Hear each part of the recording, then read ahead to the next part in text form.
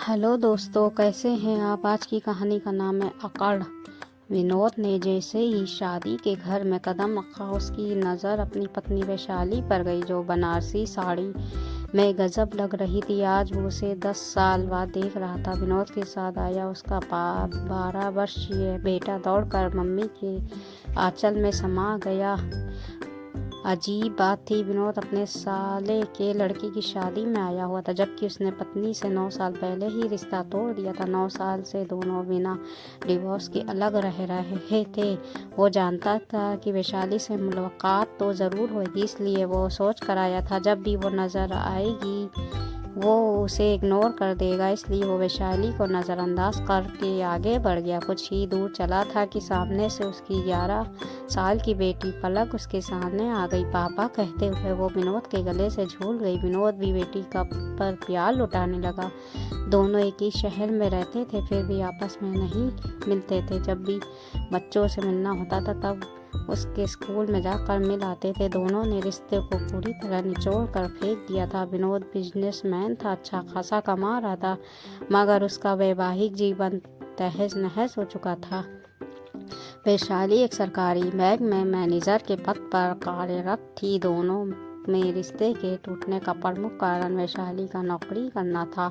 विनोद वैशाली के नौकरी करने के सख्त खिलाफ था। उसने वैशाली को पहले ही कह दिया था कि अगर उसने नौकरी लगने की कोशिश की तो वो हमेशा के लिए उससे रिश्ता तोड़ देगा। एक बार वैशाली की सास ने किसी बात को लेकर उस पर टोंट कस दिया था कि मेरे बेटे की कमाई खा रही है। वैशाली एक प्रतिभाशाली लड़की थी। वो पति की बंदिशों को नहीं झेल पाई और चुपके चुपके बैंक की एग्ज़ाम दे दी और उसमें पास हो गई। जब विनोद को पता चला तो उसने साफ कह दिया कि नौकरी ज्वाइन करते ही उनका रिश्ता समाप्त हो जाएगा। वैशाली ने जिद करके ड्यूटी ज्वाइन कर ली। उसी दिन दोनों के रास्ते अलग हो गए। वैशाली बेटी को साथ लेकर उसका घर छोड़ आई। बेटा विनोद के ही पास छोड़ दिया। शुरू में किराए के मकान में रह रही, फिर खुद का घर बना लिया। अब 9 साल हो गए थे, दोनों एक दूसरे के बिना जीना सीख गए थे। अजीब ये भी बात थी कि दोनों में किसी ने भी डिवोर्स लेने की कोशिश नहीं की थी। दोनों आज भी वैधानिक रूप से पति पत्नी थे, मगर ईगो और जिद के कारण दोनों के बीच फासले बहुत ज़्यादा हो चुके थे। ऐसा भी नहीं था कि रिश्तेदारों ने उन्हें समझाने की कोशिश नहीं की थी, मगर दोनों ही जिद पर अड़ गए थे। विनोद की अपनी ससुराल से आज भी संबंध अच्छे थे, इसलिए वो कार्ड देने पर शादी में चला आया था। दूल्हे की हल्दी लगाई जा रही थी। फिर हल्दी के बाद दूल्हा को तेल चढ़ाने का कार्यक्रम शुरू हुआ। सभी लोग जोड़े से तेल चढ़ा रहे थे। जब विनोद का नंबर आया तो वो अकेला ही तेल चढ़ाने लगा, तो उसकी साली बोली, जीजू मैं बना लेती हूँ, आपके साथ जोड़ा। दीदी तो आएगी नहीं। इतना सुनते ही पता नहीं वैशाली को क्या हुआ, वो झट से विनोद के पास आकर खड़ी हो गई। फिर दोनों ने मिलकर रस्म निभाई। 9 साल बाद ये पहला मौका था जब दोनों इतने करीब खड़े थे। वैशाली जब विनोद के करीब आई तब उसने महसूस किया आज भी वो वही सेंट लगाती है जो उसके साथ रहते वक्त लगाती थी। उसके दिल में पुरानी यादें ताज़ा हो गई। जानी पहचानी खुशबू से वो एक बार तो भाव विभोर हो गया। वैशाली ने भी गौर किया कि विनोद ने आज भी हाथ की कलाई में मौली बांधी रखी है। यह आदत उसने ही तो विनोद में डाली थी। वो हाथ में घड़ी नहीं पहनता था, इस कारण कलाई सूनी सूनी रहती थी। तब तक एक दिन वैशाली ने उसके हाथ में मौली बांधते हुए बोली थी, सोना हाथ अच्छा नहीं लगता, इसलिए लाल धागा बांध रही हुई है, शुभ भी रहेगा और आपकी रक्षा भी करेगा, मगर इसे राखी मत समझ लेना, पत्नी हूँ आपकी। वो सोचने लगी, कितनी ही दूर रहता हो मगर ये मुझे भुला नहीं सकता। फिर दोनों ने कैमरे के सामने ऐसे पोज किए जैसे उनके बीच दुनिया भर का प्यार हो। रस्म के बाद वैशाली की छोटी बहन उससे बोली, ये क्या है दीदी, जब आप जीजू को छोड़ चुकी हो तो मेरी बेइज्जती क्यों कर दी। वैशाली कुछ ना बोली, वो बस छोटी बहन को अजीब सी नज़रों से देखती रही। रात को जब सब सोने चले गए तब वैशाली ने अपनी बेटी से कहा, पलक बेटा जरा देख कर आना, तुम्हारे पापा कौन से कमरे में सोए हैं, उस कमरे में कूलर लगा है या नहीं। अगर ना लगा हो तो मुझे बताना, क्योंकि इतनी गर्मी में उन्हें पंखे की हवा में नींद नहीं आएगी। बेटी ने आकर बताया उस कमरे में कूलर नहीं है। तब वैशाली ने दूसरी मंजिल पर एक कमरे में कूलर लगवाया, कूलर में ठंडा पानी भरवाया। फिर बेटी से बोली, आज पापा से कहो उस कमरे में सो जाएं, मगर उनसे ये कहते समय मेरा नाम मत लेना। विनोद गर्मी में करवटें बदल रहा था। सचमुच उसे नींद नहीं आ रही थी।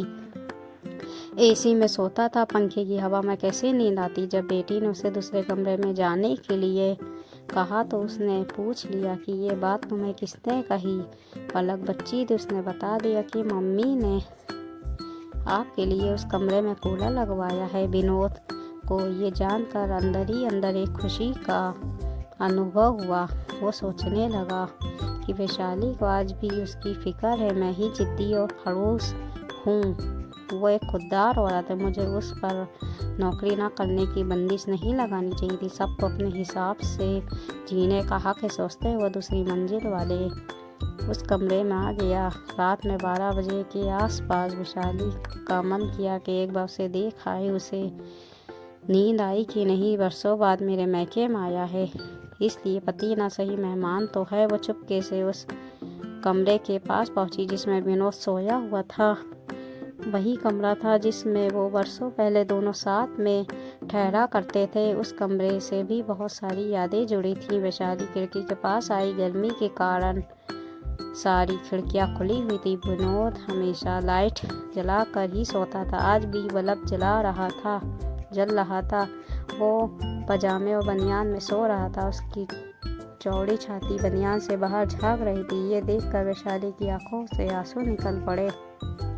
वो सोचने लगी, कभी वो उसके सीने पर सर रख कर सो जाया करती थी, मगर आज बरसों हो गए ये सुख उसे मिला ही नहीं। जिंदगी बनाने के चक्कर में जिंदगी खराब हो गई। काश वो नौकरी की जिद ही ना करती। क्या फ़ायदा ऐसी नौकरी का जिसके लिए सारे सुख त्यागने पड़े। वो भरी आंखों से वहाँ खड़ी खड़ी नैन सुख लेती रही। उसका मन किया सारी ईगो को छोड़कर वो अभी आ जाए और पिया से लिपट जाए। वो अभी भी मेरा ही तो है। हमने कौन सा डिवोर्स लिया है, आज भी मैं उसकी पत्नी हूँ। फिर जो ही विनोद ने करवट ली, वैशाली का दिल धक से धड़क उठा। वो घबराते हुए नीचे अपने कमरे में चली आई और अपनी उखड़ती ही सांस को दुरुस्त करने लगी। अगले दिन रात को संगीत का कार्यक्रम था, मगर बच्चे और औरतें दिन में भी रिहर्सल कर रहे थे ताकि रात को नाचते हुए उनका वीडियो अच्छा बने। रात को वैशाली ने विनोद के मनपसंद कलर की साड़ी पहनी थी। वह स्किन कलर की साड़ी में बहुत सुंदर लग रही थी। विनोद तो उसे देखता ही रह गया। पूरे श्रृंगार करके वो गजब ढा रही थी। अभी 35 साल की तो हुई थी। यौवन अभी पूरे चढ़ाव पर था। तीखे नैन, नक्श लंबा और चल चढ़ा बदन, गेहुआ रंग। उसे देखकर कोई कह नहीं सकता कि वो 2 बच्चों की माँ है। वैशाली एक बहुत अच्छी डांसर भी थी। कॉलेज करते समय उसने डांस में कई मेडल जीते थे, इसलिए जब बच्चों ने कहा बुआ आप भी नाचो तो उससे रहा नहीं गया। उसने एक पुराना गाना लगवाया, हम भूल गए रे हर बात मगर तेरा प्यार नहीं बोले। वो बावड़ी सी होकर डांस करने लगी। उसकी सुंदर प्रस्तुति देखकर सब तालियां बजाने लगे। विनोद को पता नहीं क्या हुआ, वो उठकर वहां से चला गया। नाचते समय वैशाली की नज़र विनोद पर ही तो थी। जब वो उठकर गया तो वैशाली के कदम धीमे पड़ गए। वो उसी के लिए तो नाच रही थी। उसके जाते ही वैशाली ने नाचना बंद कर दिया। स्टेज पर दूसरे लोग नाचने लगे। वैशाली की नज़र विनोद को खोजने लगी। वो उसे ढूंढती हुई बाहर आ गई। वो कहीं नहीं दिखा तो वैशाली उसके कमरे में उसे देखने चली आई। कमरे का दृश्य देखकर वो जड़ हो गई, क्योंकि विनोद रो रहा था। उसके हाथ में रुमाल था जिससे बार बार वो आंसू पोंछ रहा था। वैशाली ने पहली बार उसे रोते हुए देखा। पता नहीं क्यों वैशाली से रहा नहीं गया। वो चुपचाप उसके सामने जाकर खड़ी हो गई। उसे देखकर वो ठिठक गया, रुमाल को जेब में डाला और नॉर्मल होने की कोशिश करने लगा। वैशाली एकटक उसके चेहरे की तरफ देखने लगी। विनोद ने घबरा कर दूसरी तरफ मुंह कर लिया। वैशाली फिर से उसके सामने खड़ी हो गई। फिर हिम्मत करके बोली, आप रो रहे हो थे? वो तुरंत बोला, नहीं, आँख में कुछ गिर गया था। वो बोली, पानी ला कर दूँ क्या? वो बोला, नहीं। वैशाली वापस बाहर जाने लगी तो पीछे से वो बोला, माफ़ कर दे। वो ठहर गई, बिना मुड़े ही बोली, किस बात के लिए? वो बोली, मेरी गलतियों के लिए, मेरी जिद के लिए। वैशाली बोली, अब क्या फ़ायदा? आपने मुझे पिंजड़े में रखना चाहा था, मुझे घुटन हुई तो मैं बाहर निकल आई। वो तड़पता हुआ बोला, वो मेरी गलती थी, मैं स्वार्थी हो गया था। मैं चाहता तुझे कोई और ना देखे, तू सिर्फ मेरे पास है, दूसरे मर्दों में जाकर ना बैठे, कोई तुम्हारी तरफ नज़र भी करता था तब मुझे बहुत बुरा लगता था। मैं जानता हूँ तुम एक चरित्रवान नारी हो, तुम्हारे मन में कोई मैल नहीं है। वो बोली, अब क्या फ़ायदा? अब हम बहुत दूर निकल आए हैं।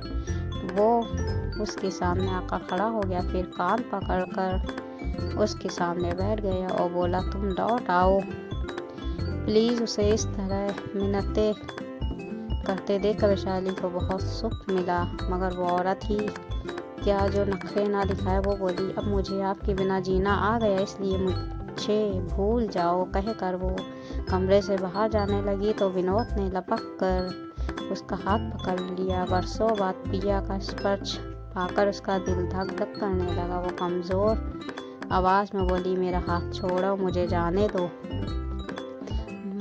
मगर विनोद ने झटके से खींचकर उसे गले से लगा लिया। फिर वो रोते हुए उसके गले से चिपट गई और साथ में बोल रही थी कि आप बहुत बुरे हो। वो भी रोने लगा, बोला, तेरी बहुत याद आती थी। वो बोली, मैं भी रोज़ आपकी राह देखा करती थी। वो बोला, दिल तुम्हारे पास आना चाहता था, मगर कमबख्त ये अकड़ पैर में बेड़ी बन जाती थी, तुम्हारे पास आने ही ना देती थी।